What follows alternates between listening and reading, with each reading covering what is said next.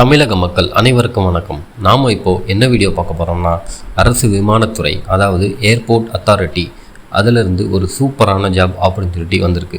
இந்த ஒரு ஜாபுக்கு இன்டர்வியூ கிடையாது. ஃப்ரெஷர் நீங்கள் தாராளமாக அப்ளை பண்ணிக்கலாம். போஸ்டிங் வைஸும் சரி, சேலரி வைஸும் சரி ஒரு தரமான ஜாப்னே சொல்லலாம். இந்த ஒரு ஜாபுக்கு ஆண்கள் பெண்கள் இருபாலரும் விண்ணப்பிக்கலாம். அதுலேயும் அப்ளை பண்ணுற பெண்களுக்கு ஃபீஸே கிடையாதுன்ற மாதிரி குறிப்பிட்டிருக்காங்க. இந்த ஜாப்க்கு அப்ளை பண்ணதற்கு என்ன தகுதி, வயது வரம்பு எல்லாத்தையும் நம்ம ஒன் பை ஒன்னாக டீட்டெயிலாக பார்க்கலாம் வாங்க. இந்த ஜாப்க்கான அஃபிஷியல் நோட்டிஃபிகேஷன் நான் டிஸ்கிரிப்ஷனில் அட்டாச் பண்ணியிருக்கேன். அது ஒரு வாட்டி செக் பண்ணிக்கோங்க. மேலும் இது போன்ற ஜாப் அப்டேட்ஸ்க்கு தொடர்ந்து நம்ம சேனலை சப்ஸ்கிரைப் பண்ணிக்கோங்க. வாங்க இப்போ வீடியோக்குள்ளே போகலாம். ஏஏஐ அதாவது ஏர்போர்ட் அத்தாரிட்டி ஆஃப் இந்தியா, இது ஒரு சென்ட்ரல் கவர்மெண்ட் ஜாப். இதிலேருந்து இப்போது ஜூனியர் எக்ஸிக்யூட்டிவ் என்ற வேக்கன்சி ஃபில் பண்ணிகிட்டு இருக்காங்க. இந்த வேலைக்கு நீங்கள் ஆன்லைன் மூலமாக மட்டும்தான் அப்ளை பண்ண முடியும். அப்ளை பண்ணுறதுக்கான போர்ட்டல் 17/2/2025 அப்போ ஸ்டார்ட் ஆகி 18/3/2025 அது வரைக்கும் ஓப்பனில் இருக்கும். அதுக்குள்ளே நீங்கள் அப்ளை பண்ணுற மாதிரி இருக்கணும். இந்த ஒரு வேலைக்கான ஏஜ் லிமிட் பார்த்தீங்கன்னா 27 வயசு வரைக்கும் நீங்கள் அப்ளை பண்ணிக்கலாம். இதுக்கான ஏஜ் ரிலாக்ஸேஷன் கொடுத்துருக்காங்க. அதாவது 27 வயசுன்றது பொது பிரிவினருக்கும் இடபிள்யூஎஸ் கேட்டகரி அவங்களுக்கும் தான். நீங்கள் எஸ்சி எஸ்டி இந்த பிரிவு இருக்கீங்கன்னா உங்களுக்கு 5 இயர்ஸ் ஏஜ் ரிலாக்ஸேஷன் கொடுத்துருக்காங்க. அதுவே ஓபிசி அதாவது பிசி எம்பிசி டிஎன்சி இவங்க எல்லாம் ஓபிசி கீழே வருவீங்க, அவங்களுக்கெல்லாம் 3 இயர்ஸ் வரைக்கும் ஏஜ் ரிலாக்ஸேஷன் கொடுத்துருக்காங்க. இந்த நோட்டிஃபிகேஷனோட கட் ஆஃப் டைம் பார்த்தீங்கன்னா 18/3/2025. இந்த டேட் படி இவங்க கேட்குற ஏஜ் கரெக்டாக உங்களுக்கு மேட்ச் ஆகுது, இந்த குறிப்பிட்ட வயசுக்குள் தான் உங்கள் எஜுகேஷனல் ஏஜ் எல்லாம் மேட்ச் ஆகுதுன்னா நீங்கள் தாராளமாக இந்த ஜாப்க்கு அப்ளை பண்ணிக்கலாம். இந்த கட் ஆஃப் டேட்டுன்றது ரொம்ப முக்கியமான ஒன்று. இதில் எல்லாருமே தப்பு பண்ண நிறைய சான்ஸ் இருக்குது. அது எப்படின்னு கேட்டிங்கன்னா, நீங்கள் எம்பிசி பிசி டிஎன்சி இந்த பிரிவினராக இருந்தீங்கன்னா நீங்கள் ஓபிசி சர்டிஃபிகேட் இதில் அட்டாச் பண்ணுற மாதிரி இருக்கும். அந்த ஓபிசி சர்டிஃபிகேட் ஆனது இவங்க கொடுத்துருக்க இந்த கட் ஆஃப் டேட்டுக்குள்ளே தான் இருக்கணும். இந்த ஓபிசி சர்டிஃபிகேட் 1 இயர் தாங்க வேலிடிட்டி. ஸோ நீங்கள் இந்த டேட்குள்ளே அப்ளை பண்ணி வாங்கி வச்சு சப்மிட் பண்ணுற மாதிரி பார்த்துக்கோங்க.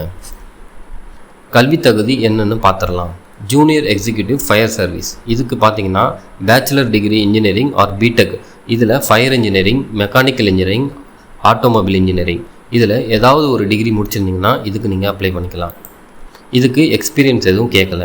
அடுத்து ஜூனியர் எக்ஸிக்யூட்டிவ் ஹெச்ஆர் அதாவது ஹியூமன் ரிசோர்ஸ், இதுக்கு நீங்கள் டிகிரி முடிச்சுட்டு அதோட எம்பிஏ கம்ப்ளீட் பண்ணியிருக்கணும். அதுவும் இந்த ஸ்பெசிஃபிகேஷனில் இங்கே மென்ஷன் பண்ணியிருக்காங்க பாருங்கள். HRM, HRD, PMNIR and labour welfare இதில் முடிச்சிருக்கணுன்ற மாதிரி சொல்லியிருக்காங்க. இதுக்கும் எந்த வித எக்ஸ்பீரியன்ஸும் கேட்கல. ஜூனியர் எக்ஸிக்யூட்டிவ் அஃபீஷியல் லாங்குவேஜ், இதுக்கு போஸ்ட் கிராஜுவேஷனில் ஹிந்தி ஆர் இங்கிலீஷ் முடிச்சிருக்கணுன்ற மாதிரி சொல்லியிருக்காங்க. இதுக்கு எக்ஸ்பீரியன்ஸ் கேட்டிருக்காங்க. இதோட செலெக்ஷன் ப்ராசஸ் எப்படி இருக்குன்னு பார்த்தீங்கன்னா, இதுக்கு ஒரு கம்ப்யூட்டர் பேஸ்டு டெஸ்ட் இருக்கும்ன்ற மாதிரி குறிப்பிட்டிருக்காங்க. இந்த டெஸ்ட்டுக்கு நெகட்டிவ் மார்க் இல்லைன்னு குறிப்பிட்டிருக்காங்க. இதில் ஃபஸ்ட்டு கொடுத்துருக்காங்க போஸ்டிங், அதாவது ஜூனியர் எக்ஸிக்யூட்டிவ் ஃபயர் சர்வீஸ். இந்த ஒரு போஸ்டிங்க்கு மட்டும் ஃபிசிக்கல் மெஷர்மெண்ட் டெஸ்ட்டு, அதுக்கப்புறம் டிரைவிங் டெஸ்ட்டு, அப்புறம் ஃபிசிக்கல் எண்டூரன்ஸ் டெஸ்ட்டு இதெல்லாம் இருக்குன்ற மாதிரி குறிப்பிட்டிருக்காங்க. மேலும் உங்ககிட்ட வேலிட் கார் டிரைவிங் லைசன்ஸ் இருக்குன்ற மாதிரி கேட்டிருக்காங்க. சேல்ரி பார்த்துடலாம் வாங்க. இதுக்கான salary junior executive group B E1 லெவலில் வருது. ஸ்டார்டிங் சேல்ரி பார்த்தீங்கன்னா 40,000லேருந்து 1,40,000 வரைக்கும் இருக்குது. இது வெறும் பேசிக் பே மட்டும்தான். இது இல்லாமல் நிறைய அலவன்ஸ்லாம் இருக்கும். இது எல்லாம் கனெக்ட் பண்ணி பார்த்தீங்கன்னா உங்களுக்கு ஒரு தரமான சேல்ரி தாங்க வரும். இந்த ஒரு ஜூனியர் எக்ஸிக்யூட்டிவ் போஸ்டிங்கில் பல்வேறு ஓப்பனிங் கேட்குறாங்க. அதாவது ஃபயர் சர்வீஸ், ஹியூமன் ரிசோர்ஸ், அப்புறம் அஃபீஷியல் லாங்குவேஜ். ஒவ்வொரு போஸ்ட்டுக்கும் எவ்வளோ டோட்டல் வேக்கன்சி இருக்குது அதை கம்யூனிட்டி வைஸ் பிரித்து கொடுத்துருக்காங்க. நீங்கள் அப்ளை பண்ணும்போது உங்கள் கம்யூனிட்டிக்கு எவ்வளோ வேக்கன்சி இருக்குதுன்னு பார்த்து அதை பேஸ் பண்ணி அப்ளை பண்ணிக்கோங்க. இப்போ இன்கேஸ் உங்கள் கம்யூனிட்டியில் ரொம்ப கம்மியான வேக்கன்சி இருந்ததுன்னா நீங்கள் யூஆரில் கூட அப்ளை பண்ணலாம். ஆனால் நீங்கள் எந்த கம்யூனிட்டியாக இருந்தாலும் யூஆருக்கு என்ன ஏஜ் லிமிட்டு, யூஆருக்கு என்ன கட் ஆஃபோ அதுதான் உங்களுக்கும் கிடைக்கும். ஃபீஸ் பற்றி பார்த்துடலாம் வாங்க. இந்த வேலைக்கான அப்ளிகேஷன் ஃபீஸ் பார்த்தீங்கன்னா 1000 ரூபாய் குறிப்பிட்டிருக்காங்க. அதுவும் எஸ்சி எஸ்டி பிடபிள்யூ கேண்டிடேட்ஸ்க்கு ஃபீஸ் கிடையாது. அதுக்கப்புறம் ஆல் உமன் கேண்டிடேட்ஸ்க்கு ஃபீஸ் கிடையாது. மற்றபடி ஜென்ரல் அப்புறம் ஓபிசி இதில் வர கேண்டிடேட்ஸ்க்கு மட்டும் ஃபீஸுக்குன்ற மாதிரி குறிப்பிட்டிருக்காங்க.